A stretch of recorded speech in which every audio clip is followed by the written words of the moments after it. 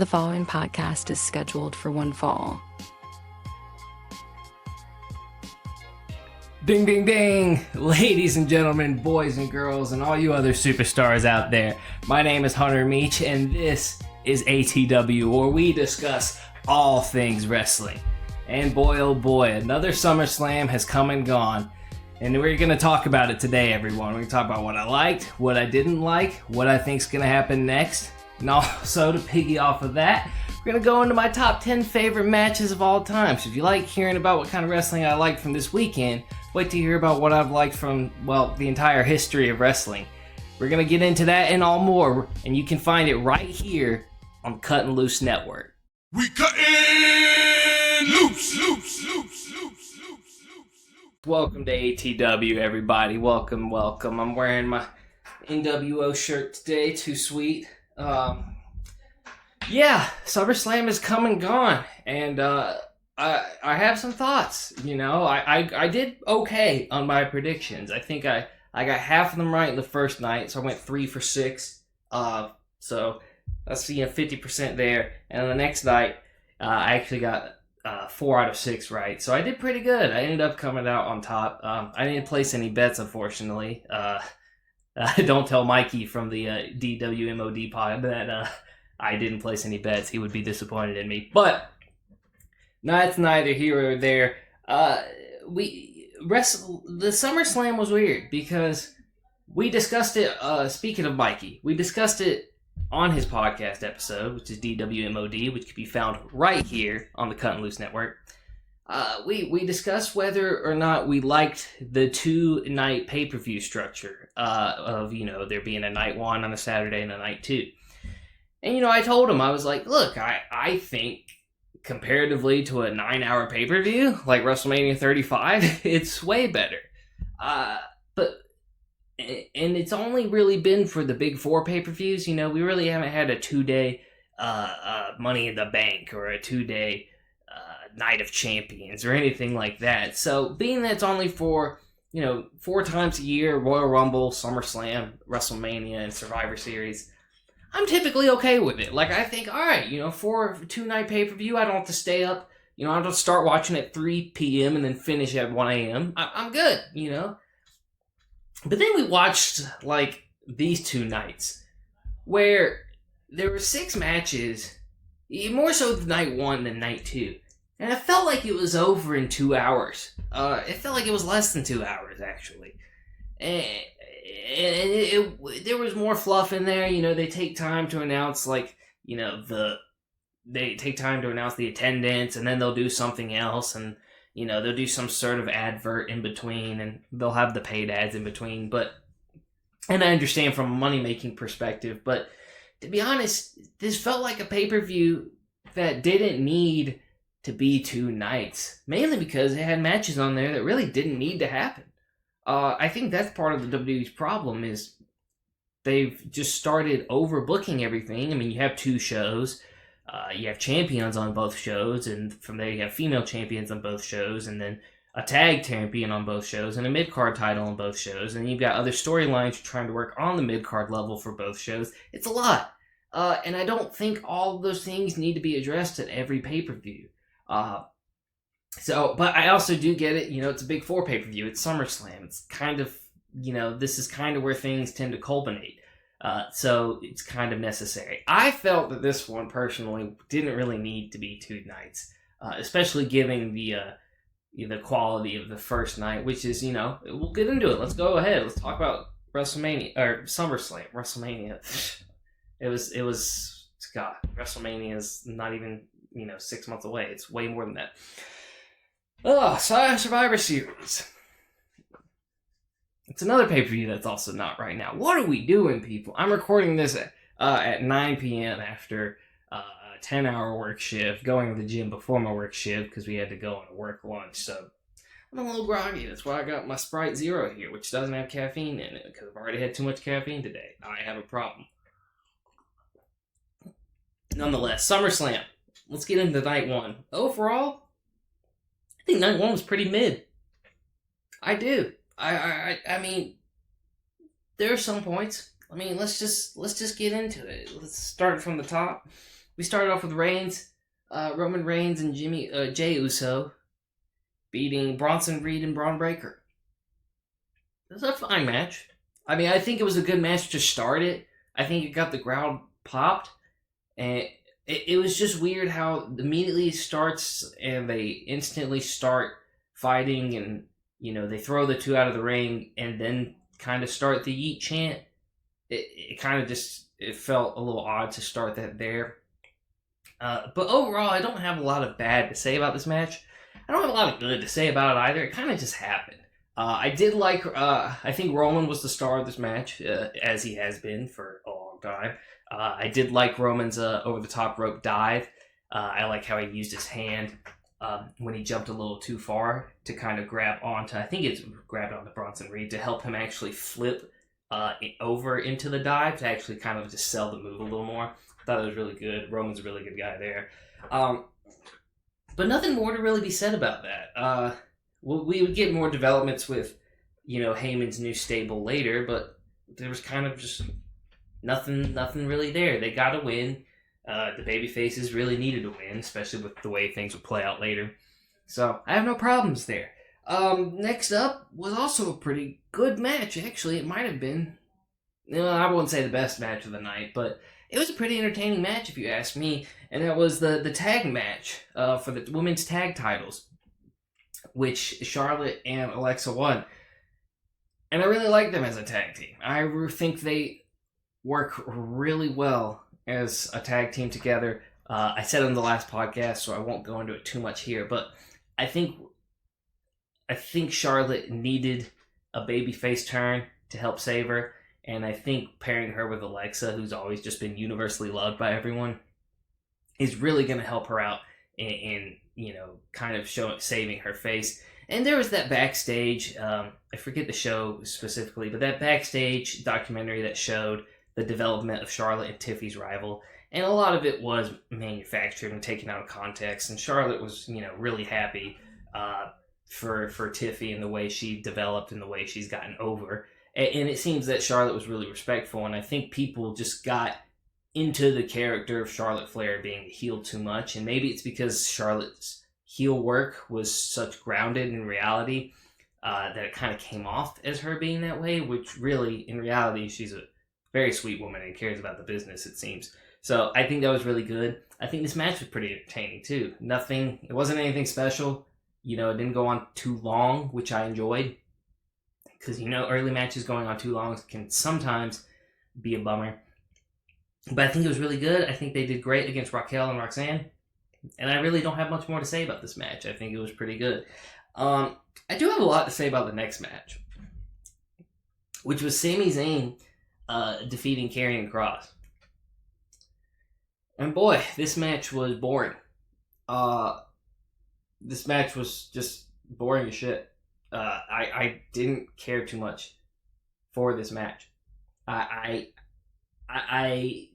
said before that Karrion Kross really needed a win here, and they didn't give him a win. I thought they were gonna, even if it was gonna be basic, where it's like, Scarlett's trying to trick Sammy into using the pipe to get him distracted, so Karrion can defeat him. As predictable and basic as that would have been better than having Sammy win. Sammy doesn't need this win. Sammy can wrestle a shoebox and get it over. I mean, he got over wrestling Johnny frickin' Knoxville, okay? And turned it into a great match. Sammy's a lovable babyface. He doesn't need this victory. Karrion Kross is someone who needs this victory. I don't know where they go from here with his character. I don't know what they do. Because he's now been beaten again, and it just seems like they're losing the plot with Karrion Kross. Which is really interesting, because this was like a Triple H guy. This was one of Triple H's biggest guys in new NXT. The Killer Kross gimmick got over huge, and I don't know. It just seems like they don't know what they're doing. The match itself wasn't anything spectacular. I lost attention so many times during this match. It just wasn't great, and I didn't really care for the finish. I'm sorry. I love Sami Zayn, but I also love Karrion Kross, and it seems like we're losing the plot here. I don't know. that were going to move Karrion in a good direction quick enough to justify keeping him around. I just don't. I don't know what's going to happen. Another match, the next matchup that I had high hopes for that didn't really pay off, and that was Tiffany Stratton defeating Jade Cargill. Another prediction I got wrong. But these two have shown they can work. And I think individually they still did things that worked. Their style just did not mesh well together at all, if you ask me. It felt like a stiff match, and not stiff in a good way. Felt like a stiff match. Just, again, it was the women's world title, and it felt like there wasn't much at stake. Like, I predicted Jade to win, and the whole time I'm watching this match, I'm like, yeah, I don't think Jade's going to win. It just felt like a predictable play of events, and it wasn't the longest match either, but it also wasn't the shortest. It felt longer than it needed to be. It didn't feel like Tiffany versus Charlotte, which, for all intents and purposes, was a great match. Like, it wasn't anything. It wasn't like, Becky versus Io Sky. It wasn't like Bianca Belair versus Sasha Banks from WrestleMania 38. But it was a great match, if you ask me. But but this just felt flat everywhere. I know Jade is a better performer than this. It's maybe, her promo work, and say what you want about her promo work, but she's a better performer in the ring. And this is just, I felt like this match felt flat. Another reason this pay-per-view felt like it felt long was, they announced the attendance and do all that, but they gave a tribute to Hulk Hogan. They did it both nights, which is interesting, because we also did it on Raw and on SmackDown. And then we did a tribute at both these shows, and it wasn't like everyone gets in front and does the 10-bell salute, but it was still enough to, take time out of the show and, come back from ad break, do this thing, announce it, see everyone in the crowd, and then go into another ad break. It's just a lot. And it does make me miss old school pay-per-views where there were no ads. I get why there's ads. It's the modern day entertainment. If you find a way to advertise something and monetize it, do it. It's great. But that was one of the incentives of buying a pay-per-view back in the day. You got to watch really just 4 hours of unedited wrestling. And I think that is kind of lost with the Peacock acquisition, the WWE Network, when that whole ordeal happened. But that's another tangent we can get on for another podcast episode. We got another night of SummerSlam to review. But before we get to night 2, gotta finish up night 1 with the match that, if you watched last week's episode, I didn't care to see at all. I watched it this week, and I didn't care about it at all. And that's Logan Paul and... Jesus Christ, it's the fact that I'm saying this is weird. Logan Paul and Drew McIntyre versus Randy Orton and Jelly Roll. Someone that I never cared to see in a wrestling ring. Someone whose music I don't particularly care for. I'll give it to Jelly Roll, though. I've seen him... I saw him when he started blowing up, popularity-wise, and I've seen him, on podcasts and things of that nature and social media. The guy's lost a ton of weight. The guy, he looks good for, how fast he has seemed to lose the weight. He almost looks sickly because it seemed like he lost it overnight, but he's lost a ton of weight, and he looks healthier, and he's kind of, able to do things in a wrestling ring that not the average human can do, so I commend him for that. But this match wasn't good. At least for the majority of it, because for the majority of it, they had Jelly Roll in it. They had Jelly Roll get in an argument with Randy about wanting to start the match, and then he starts the match, and then Drew and Logan just take turns on him before Randy eventually gets in. Then Randy gets some moves in, gets some blows in, and they get over, and then Drew and Logan end up winning anyway, which is exactly how I predicted it to happen. I just didn't expect them to give Jelly Roll so much involvement. And I wish they didn't, because I think it would have been better if they just had Randy go in, Randy do his thing, maybe get Jelly Roll in to like, maybe, have Drew beat up, maybe Randy beats up Drew, but then Logan gets like a cheap shot from behind. Logan tags in, he's working Drew, and then, Drew hits him like a Claymore as a reversal, and not Drew. Randy Orton hits Logan with an RKO as a reversal, and then like hobbles over to Jelly, tags Jelly in. Jelly hits a choke slam or whatever he wants to do on Logan, and then gets that move over before ultimately getting pinned. I just didn't like how they booked this match, and I thought it was boring. Thought most of this night was boring. And then we get to the main event, which was CM Punk versus Gunther for the World Heavyweight title. Which, I gotta be honest, I thought that was the best match of the night, but I didn't think it was as good as it could have been, I enjoyed CM Punk, as always. I enjoyed his Fantastic Four themed gear he rocked. And Gunther is always a pleasure to see on the screen. The match felt a little short, but also a little long with just the pacing of it and the slowness of it. And I think they started, a little bit of the chain wrestling that we've seen CM Punk do before, and I liked that bit. And then just kind of the back and forth just kind of felt a little formulaic, and it just felt kind of stale. For a little bit. It picked up towards the end. Obviously, the GTS and the 2 GTSs in a row got a pop. And CM Punk winning got a pop, which I didn't predict to happen. But most of the match, to me, was not that memorable. It wasn't CM Punk's finest match. It definitely wasn't Gunther's finest match. So, I tend to think that this match could have been better. Maybe it couldn't have. Maybe this is the best thing they threw out here. But while the match was, good, it wasn't great. It was good enough. It was good enough for me to stay entertained and be happy for Punk when he won it. The finish to the night,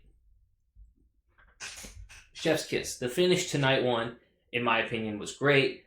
What a way to tie in everything. What a way to tie in everything. Seth Rollins. That Seth Franklin Rollins, man, as Jim Cornette would say, that guy, that charlatan, that bamboozler, that ruffian, that whippersnapper, he pulled us all off with the ruse of the century, they call it. I think they're calling it the ruse of the century. With the ruse of the century. Many of you remember 10 years ago, or 11 years, whatever it was, with the heist of the century, where he cashed in his Money in the Bank at WrestleMania to win the WWE title. But instead, this time, he fakes an injury that, I'm not gonna lie, I kind of bought that it was a shoot. I know the rumors of it being a work, but I kind of bought that it was a shoot, especially with how big of a football fan I am, seeing him go on and guest host Rich Eisen's show for a couple of days, and him wearing the crutches there and talking about the crutches, and it being the same knee that injured him in his first title run, and him selling the absolute hell out of injuring that knee. I thought he was really injured. I didn't expect the work to come this fast, and then when he shows up and the crutches are there and he's toying with him, I'm like, oh, this is kind of weird. They're downplaying Punk's victory with Rollins just teasing him like, oh, I'm going to cash into you. Maybe not be today, may not be tomorrow, but it's going to be one day. And it's like, all right, they're trying to promote the rivalry, and then it's like, oh no, you see it's Rollins just throw the crutches down. He's perfectly fine. Cashes in his Money in the Bank contract. Hits CM Punk with the curve stomp. 1, 2, 3. Seth Rollins is the new World Heavyweight Champion and has officially won the award of Hater of the Year. And I loved it. I look, Seth Rollins, I've always said Seth Rollins is a better heel, but I love his heel. I love how he is just an absolute hater. I love what they've got going on with him and Punk. I think they can drag out this rivalry all the way to WrestleMania again. I would love a WrestleMania headlined between the two. And I think it also works in a way to get Drew kind of in the main card title again. He's kind of on the back burner right now, but, with his feud with CM Punk and the Rollins, thing from two WrestleManias ago, however long ago it was. I think that's a good way to get him involved again. But yeah, I loved everything about the finish of that match. I loved how broken Punk looked. I looked how happy and like proud he looked when he won it, and how broken he looked. And I mean, obviously, we saw Monday night. It's going to continue. This rivalry's not stopping, because Punk came to show up and tried to fight Rollins. And I like how it's going to extend past that, because then you had Roman Reigns showing up to fight off the rest of the Bloodline, not the Bloodline, but Paul Heyman's new crew. And I just love where this is going. I think this is going to branch into some of the best storytelling. Obviously, these three in particular, but the rest of the guys too, they have chemistry. They have something good going on. And I think even getting Jay involved is great too. That there's a story here, Seth has reason to feud with Roman. Seth has reason to feud with CM Punk. Roman has reason to feud with Bronson Reed or Braun Breaker, vice versa. Jey Uso has reason to feud with all those guys. I think everything here is shaping up for some damn good storytelling for the rest of, what's to come for at least the rest of this year. If not to Mania, but at least the rest of this year. And I'm excited for that. We're going to take a short little break. When we come back, we're going to discuss Night 2, see what I thought about that.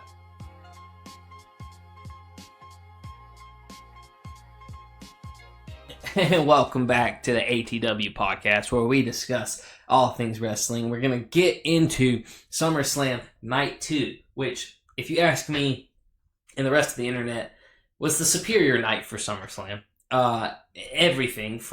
Almost everything.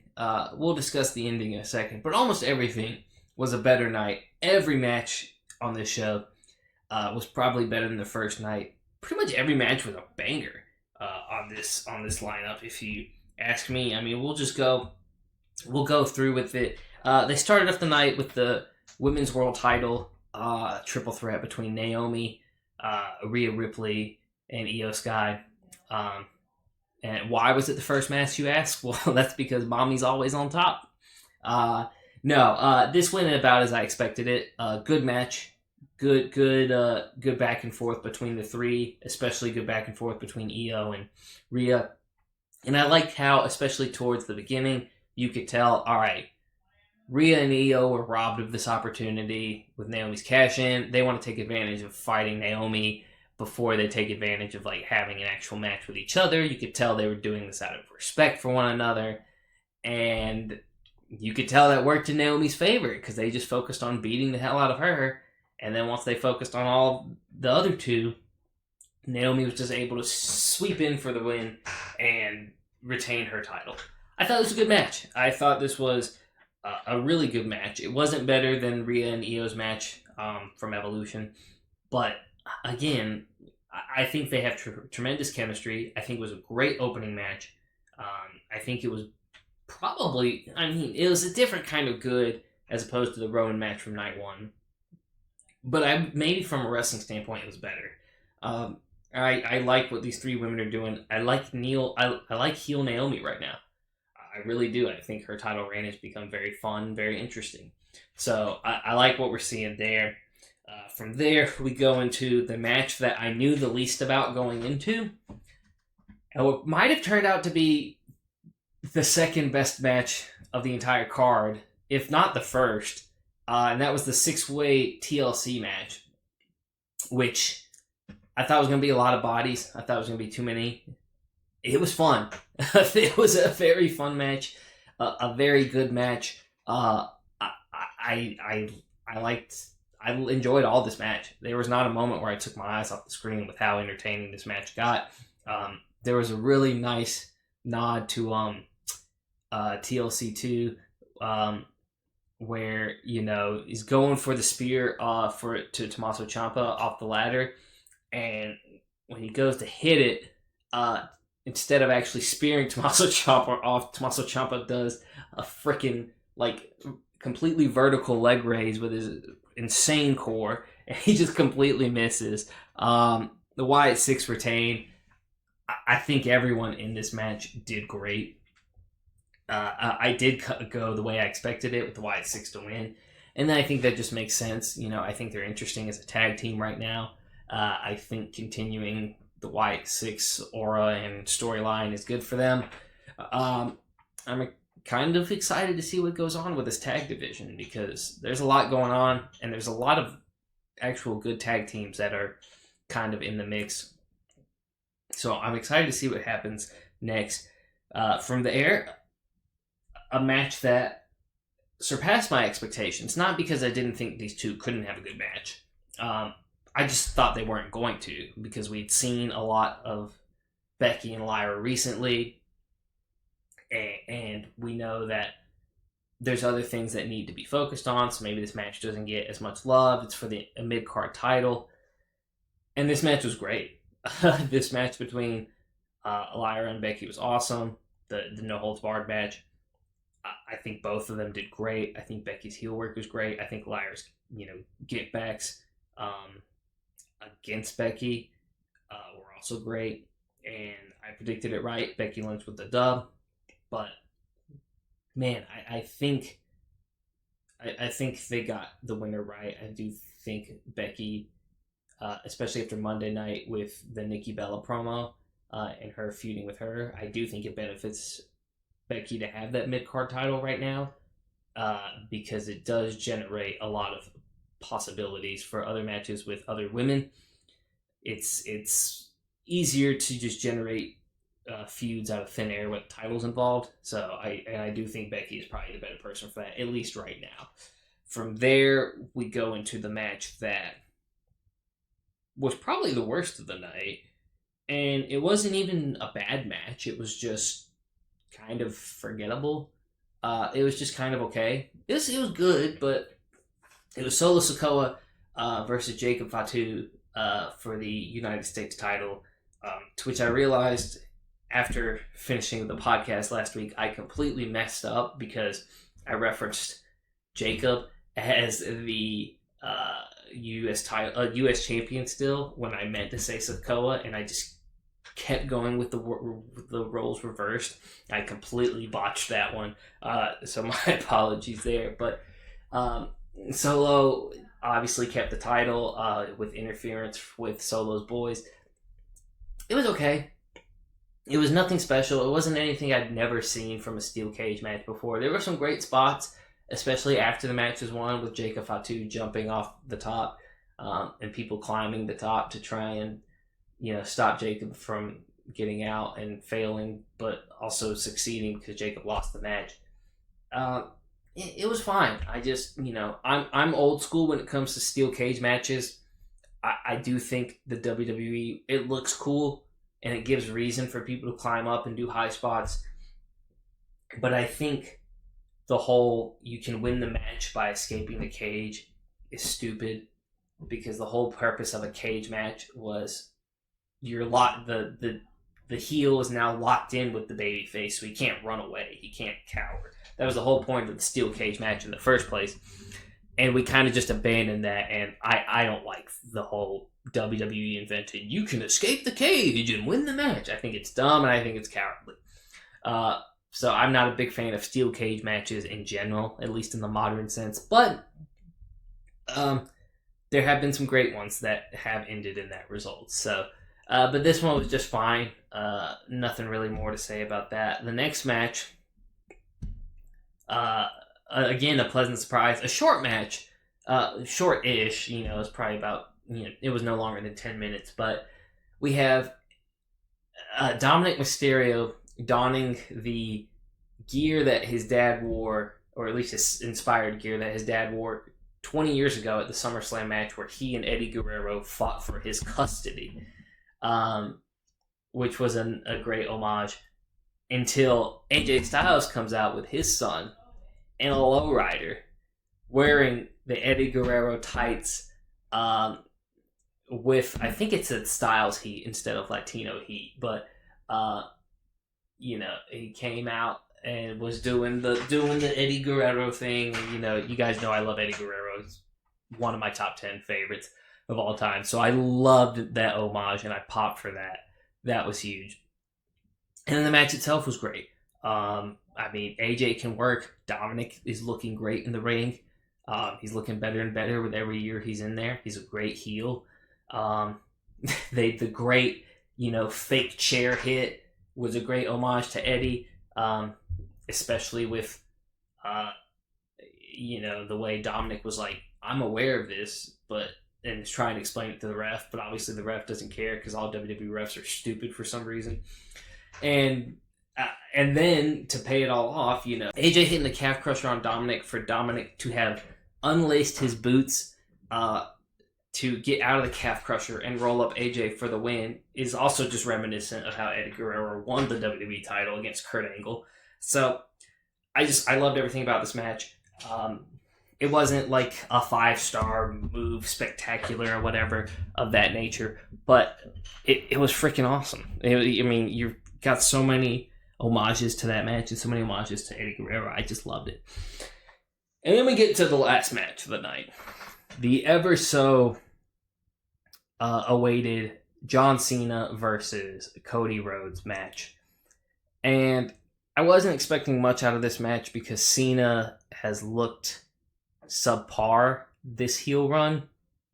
And now I'm wondering, he's still not and now I'm wondering, did he just look subpar to sell the fact that he was being a heel? Or have they been so dissatisfied with has he been so dissatisfied with his in-ring work that he showed out for this match? Obviously, and I thought maybe we'd get or maybe we'd get a Cena heel turn. There were so many reports and rumors of Rock coming and Cody turning heel, or Rock coming and Cena actually being involved with them, and none of those shenanigans happened.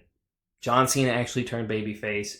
Cody Rhodes stay babyfaced, and the two put on an absolute hell of a match. An absolute freaking classic. If you haven't seen SummerSlam yet, I don't know what you're doing watching this podcast, because A, I just spoiled everything, and B, you could have just watched one of the best main roster matches in a while, and one of the best John Cena matches in years.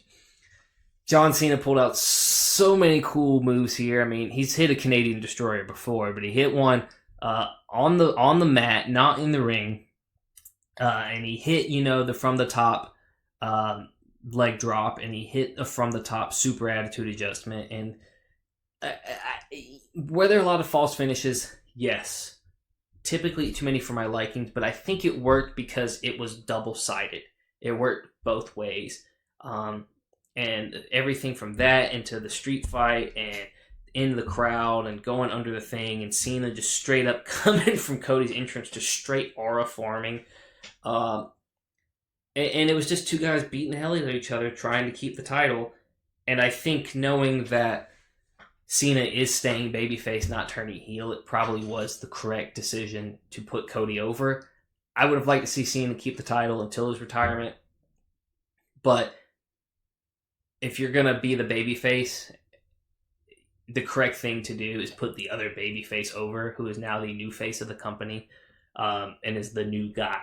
And that's what Cody is. So I think the correct decision was made, given that we now know John Cena is not going to turn heel again. That does go into question what I thought about the heel run in general. I still don't know my thoughts of it. I like parts of it, but part of it, and with how short it was, leads me to believe they kind of just did it to do it. And that maybe Cena wasn't super comfortable with it in the first place. I haven't formulated my thoughts completely. But I do know one thing. That match was freaking amazing. It was the best match of the entire weekend. If you haven't seen it, go watch it. Cody Rhodes wins the title, leaves the ring. John Cena's got a standing ovation. He's happy. He's, making a mental note of everything. He's appreciative of the fans. Then he goes to leave the ring, and none other than big Brock Lesnar's music plays, and out comes Brock with a mullet and a cowboy hat with that blank stare on his face, thinking so many things yet nothing at all. Came down to the ring and looked like he was going to do the thing where he leapt from the bottom into the ring. Looked like he was thinking about doing it for like 5 minutes and then decided, no, I'm just going to slide in the ring. Slides in the ring, F5 Cena, leaves. It's cool. It's cool to see Brock Lesnar back. potential lawsuit and all that weird stuff aside, I don't have time to get into that today, but potential that stuff aside, having Brock Lesnar come back to face Cena one last time, it's awesome. It's cool. Did that have to happen now? Like, you had this really cool moment with, Cena celebrating the fact that, okay, he's not a heel anymore. The crowd still loves him. He just put on one of the best matches he has in years. It was such a feel-good moment. It just felt kind of weird to have Brock come there and do it.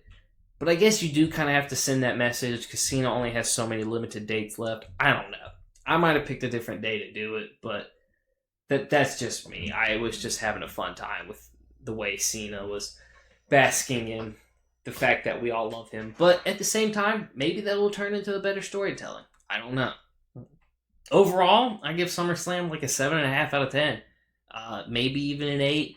That first night just really kind of brings it down for me. I'd say 7.5 because night 2, banger. So many things I loved about it. Night 1 wasn't terrible, just was a lot of mid. So 7.5 pay-per-view for me. Great ending to night 1. Great payoff to night 2. And that's what I think about that.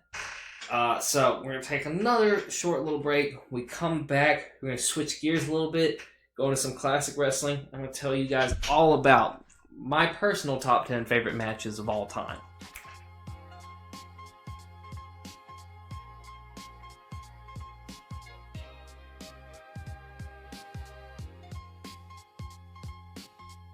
Alright, we are back at ATW where we discuss all things wrestling. And, last week I gave you guys an insight into my top 10 favorite wrestlers of all time. Give you an idea of who I like, what I like in wrestling. Then I thought to myself, what also might be a good idea if I gave you guys, the people, my top 10 favorite matches of all time. I thought that might be a good idea because, A, it further gives you insight as to what your host likes, what your host thinks is good wrestling. But also, in the event you haven't seen these matches, gives you a great match to go back and watch. So, without further ado, let's get into it. Now, these are my favorite matches. They don't have to be yours, and that's fine. We can like different things, and that's perfectly fine.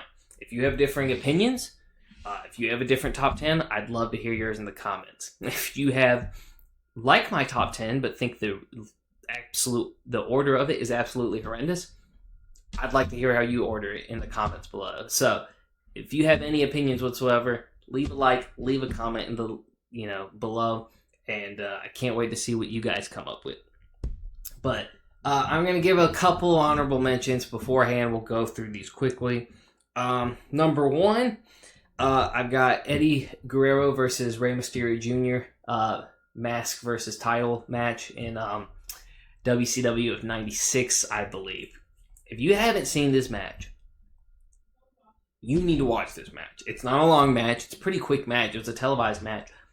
You need to watch this match.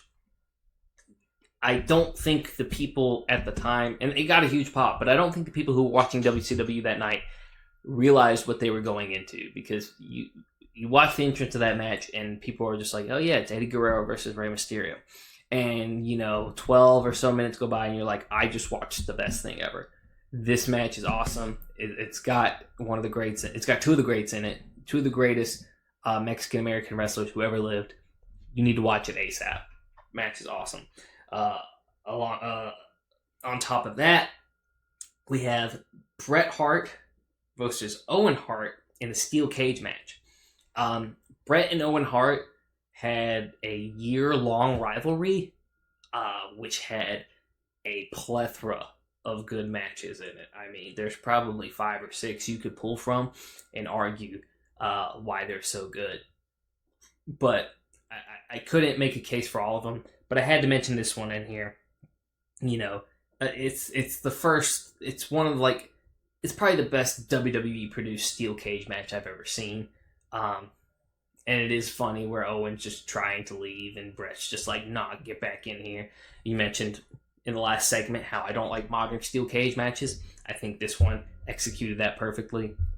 And I think this is just one of the best matches ever with two people who share undeniable chemistry in the ring. I mean, they're freaking brothers for Christ's sakes, but also they went to the Stu Hart dungeon in Calgary where they trained.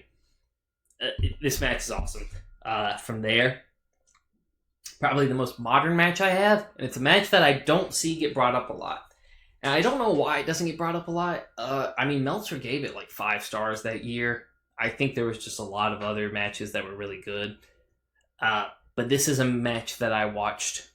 Let me say what it is first. It's the Undisputed Era versus Mustache Mountain at NXT TakeOver. I think it was the summer of 2019. Actually, it might be 2018. Actually, it's 2018 now that I think about it.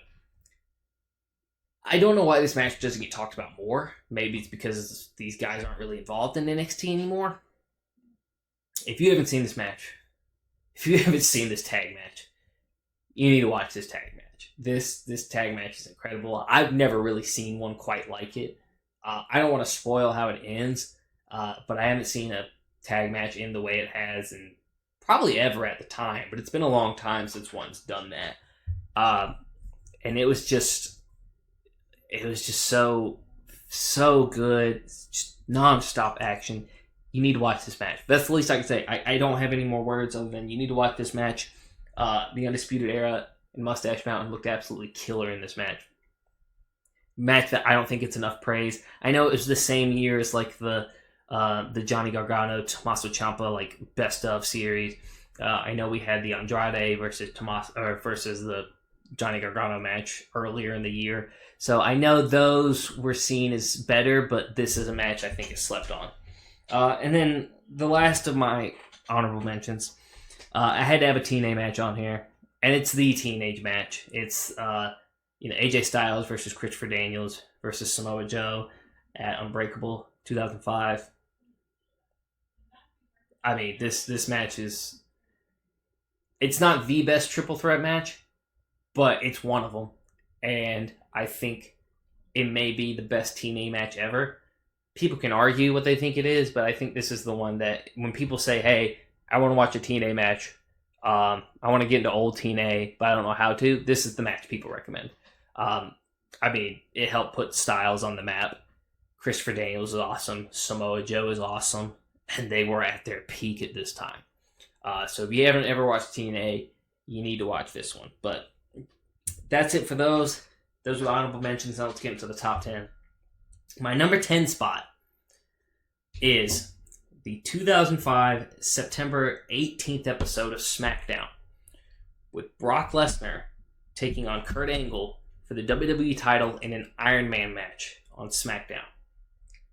Iron Man matches are very hit or miss because they're either they used to be an hour, but they've had 30-minute matches and they've had 15-minute matches. It's very hard to keep a crowd engaged for an hour on the same match. Even matches that are objectively great from a technical perspective, like Bret Hart and Shawn Michaels at WrestleMania 12, they drag. Like, that match drags on. I can't watch all that match. I've watched it once. I can't watch all that match. This is the one Iron Man match that, if it's on television, I won't take my eyes off it. If I go to sit down and watch this match, I will watch it for an hour. This match is just peak. It is an hour of entertainment. I love how Brock just abuses the rules of the Iron Man match and completely just DQs himself to get multiple pinfalls on Angle and to take the upper hand by actually like breaking the rules. It was just great. Like, no one really done that in Iron Man matches before, and here he is doing it here, and it works for him because he ends up winning the title from this match. But Brock and Angle had such great chemistry, and the fact that we got this on, public television, this wasn't even a pay-per-view match, says how great SmackDown in the early 2000s was. It was just great, and Kurt Angle and Brock Lesnar are both at their peak in this match. Go watch it if you haven't watched it. It's on Peacock. It's on the network. You absolutely need to watch this. Number 9, this is a match I mentioned briefly in the earlier segment when I reviewed SummerSlam, but it's TLC 2 from WrestleMania X7. It's kind of a no-brainer pick for some. I do think this was the TLC match, though. Like, this was the match that really got the TLC right, and it got It gave TLC, you could say, tender love and care to the tables, ladders, and chairs match. And I think so many, this is the reason this became a gimmick match, because there's so many matches that are TLC matches that are formatted after this one. I mean, we talked about it earlier with the Edge Spear homage that missed. This match created so many high spots and so many points of contention, and just so many good spots came out of that, and so many good uses of the ladder, along with the ladder and the tables and the multiple stacking of tables and the high drops from there. The high spot, obviously, with Edge spearing Jeff hanging by the titles, is iconic. So there's not a lot more I could say about this. You have the three of the best tag teams of all time competing against each other. The Hardy Boys versus Edge and Christian versus the Dudley Boys. 3 tag teams with immense chemistry with each other.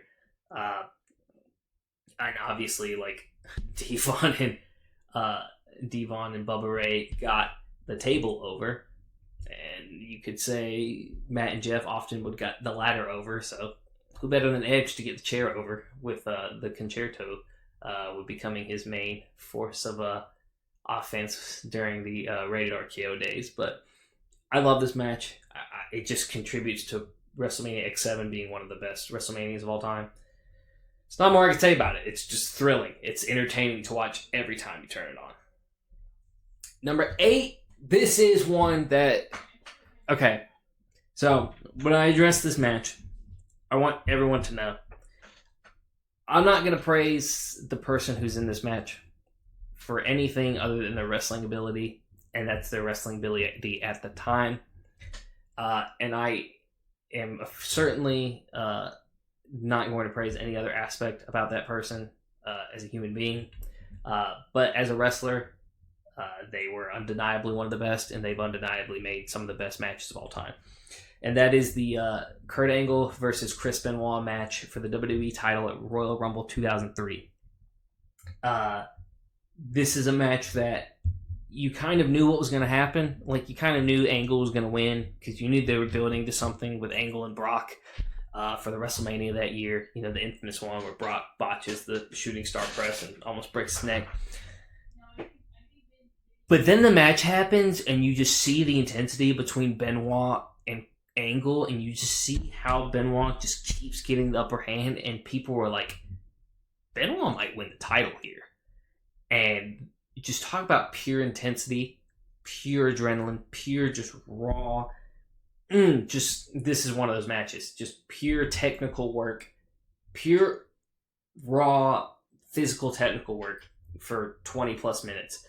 And the match was so good that both men got a standing ovation because obviously Angle wins and everyone's cheering and Angle goes off, and then Benoit gets up and is, slowly doing the thing where he's grabbing his chest like he just had a good match, and it's thanking the crowd, and they're all standing like they just witnessed God. They just witnessed one of the best matches they'd ever seen. And to the point where it kind of took the crowd out of the rest of the pay-per-view. I mean, they kind of had to get back into the Royal Rumble match. But yeah, if you haven't watched this match, I'm not going to tell you to go watch it because that's something that can be troublesome for some people. I was born in 98. I was very young when the Benoit family tragedy happened. So I didn't ever feel a huge connection there, to Benoit as a person before it happened. So I'm in a position where I can kind of watch those matches and still look at the art form I'm seeing and say, this is one of the best things I've ever seen. It doesn't excuse what the guy did. Those crimes are unforgivable. So I won't praise him for those, but the match itself, undeniably one of the greatest. And coming in at number 7, we've got Bret versus Owen Hart. At WrestleMania 10. You thought because it was in my honorable mentions, I wasn't going to mention one of those other great matches. Did you know? The opening match to WrestleMania 10 between Bret and Owen Hart absolutely stole the show. Absolutely stole the show. Again, in the middle of this rivalry, Bret and Owen are just trading blows and trading technical bouts. and they're just perfect. It's just perfect. It's just flawless execution. And I think it booked correctly with Owen getting the sneaky win over Brett. But Brett still going over at the end of the night to get the title over Yokozuna, pushing Brett into like the next part of superstardom. You know, he's becoming the top guy. He's already won the title before, but now he's winning it at WrestleMania, becoming the top guy, but he's still putting his little brother over because his little brother is that damn good. Undeniable match. One of the best WrestleMania openers, probably the best WrestleMania opener, actually, now that I think about it, of all time. And God, Owen Hart was just such a gifted wrestler. And you combine that with Bret Hart, who's one of, if not the greatest wrestlers of all time. It's just chef's kiss. It's just peak. So don't have a lot more to say about that one. It sucks that I don't have a lot more to say about these because they're just so good. The only recommendation I can give you is watch them. But that, c'est la vie, you know. Number six. Number six is a good match. It's a great match. It's a match that often gets talked about, some of the greatest WrestleMania matches of all time. And that's it often gets overshadowed because it happened at WrestleMania 3, which is the notorious Hulk Hogan, Andre the Giant, Hulk Slam the Giant match, even though that match had already happened in other promotions and before. But I'm talking about Randy Savage versus Ricky Steamboat for the Intercontinental title. If you have not watched any WrestleMania matches before, we'll say the year 2000, that's the first one you need to watch. That match is that's wrestling. That is what wrestling should be. That is what wrestling looks like. That is what wrestling was in its heyday. When people were like, oh, everything was so much better in the heyday. Wrestling was so much better back in the day. Back in my day when you had to, walk to school, we had to walk uphill both ways, to school. That's what they're referencing. And they're not wrong in this case because this match is great. Savage and Steamboat are two of the best in-ring people of all time. Savage is one of the best performers of all time. Obviously, he's amazing on the mic. But these two just tore the freaking house down with this match. And I think these are two that I think Steamboat doesn't get enough love. Obviously, Randy Savage is seen as a great, and in the older crowd, Steamboat is. But I think people in my generation just don't know how good Ricky the Dragon Steamboat was. I mean, from his series with Flair to, the feuds with Macho Man to really everything he's ever done from WCW to WWF. The guy's amazing, and the guy's still in great shape, I'm happy to see that he's doing well because so many guys from that era who took those big hits and were great wrestlers have unfortunately passed. So, Ricky the Dragon Steamboat, WrestleMania 3, winning the Intercontinental title over Macho Man Randy Savage. Just one of the best pure wrestling matches I've ever seen. You gotta watch it. All right, top 5. I think we're in the top 5, right? 1, 2, 3. Yeah, top 5. Number 5, got another WrestleMania 10 match. WrestleMania 10 was a pretty good pay-per-view. And this one, I think, is one that helped get the crowd back into it. While technically not the first ladder match, the first live provided ladder match on pay-per-view between Razor Ramon, my guy, and Shawn Michaels, WrestleMania 10, for the real Intercontinental title, because they both claimed to be the Intercontinental champion because Michaels got hurt and dropped it, and then, Razor won it, but then he's like, oh, but I didn't actually lose it. And that wouldn't be the first time Shawn dropped a title, now would it? This match is just, it's unbelievable, and it's one you have to watch with an understanding of what wrestling was like at the time, because we've obviously seen ladder matches, and we've seen some of the crazy shit that goes on in ladder matches, and we've seen amazing stuff go on in those, but they hadn't seen it at the time, and people will look at that and be like, they're only using like 8-foot ladders. It's like, okay, they're the things they're doing with them, the way they're using them, the way they're weaponizing them, the way like Shawn is like like falling over on top of it onto Razor. Like, that wasn't done before. At least not on that scale of pay-per-view. At least not filmed to that many people. Like, yes, they'd had a ladder match prior on film, but it was for like a special taping. It wasn't even a live show. That was the first time that happened. So the impact of that match can't be understated. And obviously, Shawn and Razor Ramon, great in-ring chemistry. Great work together. I think, I said it in the last podcast, but I do think Scott Hall was an underrated worker, and I think this is one of the matches where it shows. And also, I love Razor's character, and I love that he got over at the end of it. Just awesome match all around. The crowd loved it. Number 4, we go all the way to WrestleMania 21, 2005. It's Kurt Angle versus Shawn Michaels.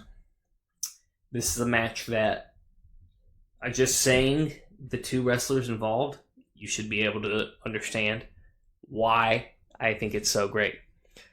It's literally the two best technical performers of all time. Well, one of the best technical performers, one of the greatest showmanship performers, the two of them going at it. And you could argue in their prime, because Shawn kind of put on superior matches after his retirement, when he came back post-retirement. And they tore the freaking house down with this one, man. I mean, just so good together. So many false finishes, but like a tasteful amount, not like a terrible amount. And these guys were at the top of their game. They absolutely delivered. Best match of the night. One of the best WrestleMania matches ever. It's funny because my top 5 matches are all WrestleMania matches, but it's just how they go. I can't. I'm gonna watch this match tonight because that's how much I love this match. And it's been so long since I've seen it, but this is one that I'm always I'm into. Like, I even know what the finish is, and I'll like see Shawn. Like, I'm like, no, Shawn, get like, don't tap, get out of the ankle lock. You can do it. And it's like, I know what happens. What am I doing? But that's just how, like, what a good wrestling match does over you. It takes you back to where you were when you first saw it, and it takes you back into that realm of disbelief. And this match always does. Two of the greatest ever to do it. They're my number 4 spot. Number 3, another weird one with someone that should not be praised, but I'll go ahead and preface it. It's WrestleMania 20 main event with Triple H, Shawn Michaels, and Chris Benoit. And this is the best triple threat match ever. I don't care what you say. This is the best triple threat match I've ever seen. It's better than... I think the Daniel Bryan, Batista, Randy Orton one's a little overrated. I think most of that is just due to the story and great feeling of Daniel Bryan winning it. It's better than CM Punk, Roman Reigns, and Seth Rollins. That one was great. It's better than Slammiversary. It's definitely better than John Cena, Edge, and The Big Show. Yeah, this is the best triple threat match of all time. Triple threats in themselves are hit or miss because a lot of times they don't work. Because, how do you delegate who you deal the offense to? This one was perfect. It was the perfect amount of attention and blows on each 3 of the members' parties. From the beginning of the match where Michaels and Benoit, typically what we would see, in a match, like, they would go after the champion and just, spend 5 minutes trying to rag on him. And in this match, Michaels and Benoit go for the champ first, but then Michaels kind of like pulled Benoit off, like, no, I'm going to deliver these blows to him. He's the goal, but I'm going to do it. And then Benoit yanks him off and is like, no, I'm going to do it. And then Michaels pulls him off again. And then Benoit's like, no, I'm doing this. And then the two get frustrated with each other, and then they start fighting. And then Triple H gets a second to catch his breath, and then he comes back in again. And then, he's getting some offense, and then they're having to, one of them gets thrown out of the ring. I think Triple H does first, and the two have offense on each other, and then Triple H gets back in. And I just, this match has just the perfect amount of focus for all 3 members, in my opinion. And it's got the perfect amount of a mixture between, Triple H's brawling and just more heavy brute force, Benoit's technical prowess and Shawn's just showmanship and just like masterful performance that he puts on. And I think the three just, they saw that they worked great together and they put on a terrific match here. And if I'm going to be honest, it worked so well that they did it again at Backlash a month later. And you could argue it's better than this one. It might be. I prefer this one. I prefer the spots in this one. But that match also has its pluses. I mean, this match goes on for, I think, around 40 minutes. And it's 40 minutes of these guys just beating the living hell out of each other. And it's amazing. I love it. I love everything about this match. It's unfortunate that there's such a gray cloud over this match because I do think this is the best triple threat match in any wrestling promotion I've ever seen. But unfortunately, it's hard to remember due to not only the terrible events that did transpire, but the haunting ending of this match where you have Benoit celebrating that he just won the title and then turns around and his best friend Eddie Guerrero, who's also the WWE champion, the other world champion holder at the time, is just clapping. He's proud of them. He's like, we did it. We weren't supposed to be here. We weren't supposed to be world champions of the biggest wrestling promotion, and here we are. We did it. We did it together. And if you can go back in time for a minute and just go back to like May or March of 2004, it's one of the sweetest moments ever. Unfortunately, just clouded into tragedy. So we won't speak more on that. I don't want the rest of this to take such a downturn, but that match is awesome. If you're comfortable watching those matches, you need to watch that match because it's freaking amazing. Number 2, arguably one of the best WrestleMania matches of all time. Many people might get upset that this is not number 1, but it is WrestleMania 25, Shawn Michaels versus The Undertaker. A pay-per-view that's actually not very good. This pay-per-view is very mid. It doesn't have a lot of great matches. But it does have one great match, and it's this one. And the fact that it didn't close was so blasphemous that they had to do the match again the next year so it could close. And some people argue that that's better than this one. I don't think it is. I think the WrestleMania 25 match, 25 minutes of just pure, just back and forth between Taker and Shawn. Great build-up that kind of builds up over a period of years, with their first little interaction in the 2007 Royal Rumble. They're the last 2 men there, and then they do like an 8-minute mini match in it before Taker wins and gets his world title run, and that kind of develops over the years. And Shawn is kind of the heel in their first matchup because he's mocking Taker and he's like, I'm the godly man, and he's very approaching, very heavenly with his heavenly aura in the match, and he's doing the burial promos. And Taker's kind of the baby face, but there really isn't one because Taker's neither heel nor baby face, and Shawn's always lovable. And it was just blow for blow, like you couldn't predict what was happening because it didn't seem like either of these guys were going to lose, nor did it seem like either one were going to win. There were so many moments, like the face of Taker when Shawn kicks out of the tombstone is iconic. It's like a meme for a reason. I think my dog is crying, by the way. He loves that match too. I don't know what's wrong with him, but everything, and I even like the imperfections of this match. I like him, it shouldn't have happened, but him jumping over and Taker hitting the cameraman, it adds realism.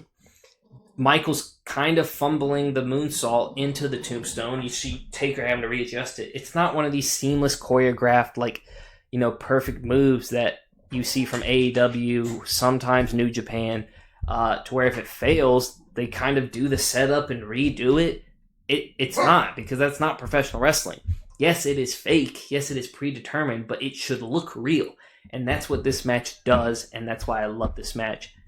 2 of the greats, probably the greatest WrestleMania match of all time. I would say objectively so. But there's one I like more than it. And it's got 2 of my favorite wrestlers in it. And Some people have argued this is the best WrestleMania match of all time. And I certainly, from an Impact standpoint, couldn't argue it because it did push one of the biggest icons for the WWE to superstardom. And that is WrestleMania 13's submission match between Bret Hart and Stone Cold Steve Austin. So, just... I can't decide. I'm at a loss of words. Like, every time I think about this match, I'm at a loss of words because of how perfect this match is. You know, it's obviously a submission match, but they enter in Austin's style of just brawling outside of the ring and like fighting each other, and then kind of delve into the more technical side of things in the ring. And the progression of this match is amazing, but it's also just how seamless the double turn worked, between Austin not even really needing to do anything other than just not give up. And sometimes people don't realize how simple wrestling is, but that match kind of tells how simple the storytelling of wrestling really should have been. The babyface is someone who never gives up, and the heel is someone who's a sore loser. And what happened in that match? The heel going into it, Austin, didn't give up. Blood pouring, iconic feeling, blood pouring out all in his teeth and everything. Doesn't give up. Bret Hart gets the dub. He's not happy with the dub because Stone Cold didn't give out. He starts attacking Stone Cold. He's a sore loser. Absolute Q Martin Scorsese, absolute cinema. Perfect double turn. Absolutely just shuddered Austin into a wave of superstardom, who eventually became the biggest star of the company that they would ever have. I mean, okay, maybe not against John Cena, but you know what I'm saying. Became the guy who ended up ending the Monday Night Wars, and just further solidified why Bret was so great. And I think this match is perfect in so many ways. It's kind of sad that this kind of happened in the middle of the pay-per-view, but it kind of needed to, and it really just overshadows the rest of the pay-per-view. Like, I forget, and Undertaker's my favorite wrestler, but I forget he beat Psycho Sid at the main event to win the world title, because that's how forgettable the rest of this pay-per-view is. But this match, it's lived in infamy for reasons like every like WWE intro package for Raw or SmackDown or whatever has that image of Austin's bloody face in it because of how iconic it is. And it's my favorite match. It may not be the most spot filled, it may not have the most flips, may not have the most kicks, but it tells the best story in my opinion, and that's why it's my favorite. Well, everyone, that was my top 10 favorite matches, and with that, we are going to wrap this week's episode up of ATW, where we discuss all things wrestling. I am your host, Hunter Meach, and hey, if you like the podcast, if you like ATW, if you like the things we got going on in the Cut and Loose Network, if you want to join our community, hit that subscribe button below. Hit the bell, and after the 1, 2, 3, you'll be able to join us and have fun with us on all our other podcasts. We got things sports-related, comedy-related. We do it all. So, from here on out, I'll see you guys in the next one.